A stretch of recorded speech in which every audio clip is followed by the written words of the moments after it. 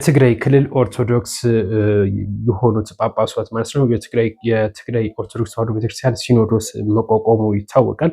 እናም ይህ ባደረገው ጉባኤ ማለት ነው አዲስ የተቋቋመው ያው ሲኖዶስ የትግራይ ክልል ሲኖዶስ ባደረገው ጉባኤ የጥንታዊቷን አክሱም መጠሪያ ቅድስት አክሱም ጽዮን ከተማ እንድትሆን ስያሜ ሰጥቷታል ለዚች ከተማ። ይህ እንዲህ መወሰኑ አስታውቋል። ይህ ውሳኔ መወሰኑ ማለት ነው ቤተክርስቲያኒቷ ይህንን ውሳኔ ተከትሎ በከተማዋ እንደ መጠጥ እና ጫት ሽያጭ ያሉ ተግባራት ላይ ክልከላ እንዲጣል እንደምትፈልግ እንዲሁም የቅድስና ምልክት እንድታሳይ የሚያደርግ ህጎችን እያወጣች መሆኑ ነው የተነገረው። ይህ እንግዲህ በሌሎች በእስልምና ሃይማኖት ዘንድና በሌሎች ብዙ ቅሬታ እየቀረበበት ያለ ህግ ነው። የትግራይ ኦርቶዶክስ ተዋሕዶ ቤተክርስቲያን ሲኖዶስ ባደረገው ጉባኤ ይህንን መወሰኑ ቅሬታን እያስተናገደ ይገኛል። እናንተ በዚህ ጉዳይ ምን ሀሳብ አስተያየት አላችሁ?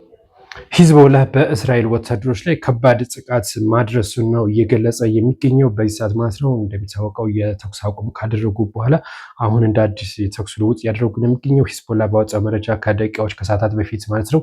እናም በእስራኤል ወታደሮች ላይ ጥቃት አድርሻለሁ፣ ምን ያህል ወታደሩ ተገደሉ የሚለውን ግን ይፋ አደረገም። ሂዝቦላ በእስራኤል ወታደሮች ላይ ተከታታይ ጥቃት መፈጸሙ ገልጿል። የሊባኖስ ሂዝቦላ በደቡባዊ ሊባኖስ የሚገኙ የእስራኤል ወታደሮች ላይ መጠነ ሰፊ ጥቃት አድርሻለሁ ሲል ነው የገለጸው። እንግዲህ በዚህ ብቻ ወደ 26 ጥቃቶችን ሰንዝሬያለሁ። ከ26 ጥቃቶች ውስጥ በርካቶች ጉዳት ደርሶባቸዋል።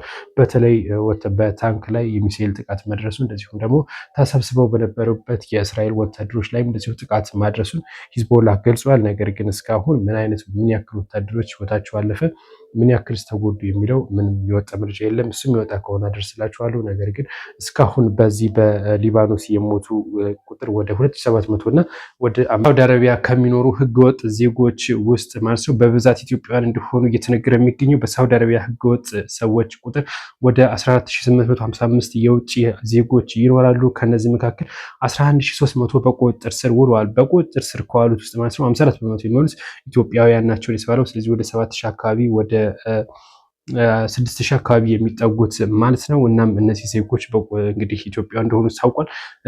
እጽ በማዘዋወርና በሌሎች ወንጀሎች የተከሰሱ በሳውዲ እስር ቤት የሚገኙ ከ65 እስከ 200 የሚደርሱ ዜጎች የሞት ፍርድ የተጠባበቁ እንደሆነ የተነገረ የሚገኘው። እናም እንግዲህ በሳውዲ አረቢያ የምትኖሩ አሊያም ወደ ኢትዮጵያ የተመለሳችሁ ተሞክሯችሁን ጻፉልን ወይም መልእክት አስተላልፉልን በዚህ ጉዳይ። ነገር ግን ለእነዚህ ለ65 ሰዎች መንግስት አስፈላጊውን እንግዲህ ከሞት ቅጣት እንዲድኑና ወይም ደግሞ በእስራት እንዲተላለፍላቸው ወይም በእስራት እንዲቀጡ መንግስት ተጽዕኖ እንዲያሳድር ድምጽ ሆኖን እያሉ ነው የሚገኙ። እናም ለዛ ነው እኛም የሰራ ነው ድምጽ ሆኗቸው። ላይክ እያደረጋችሁና ኮሜንት አድርጉ።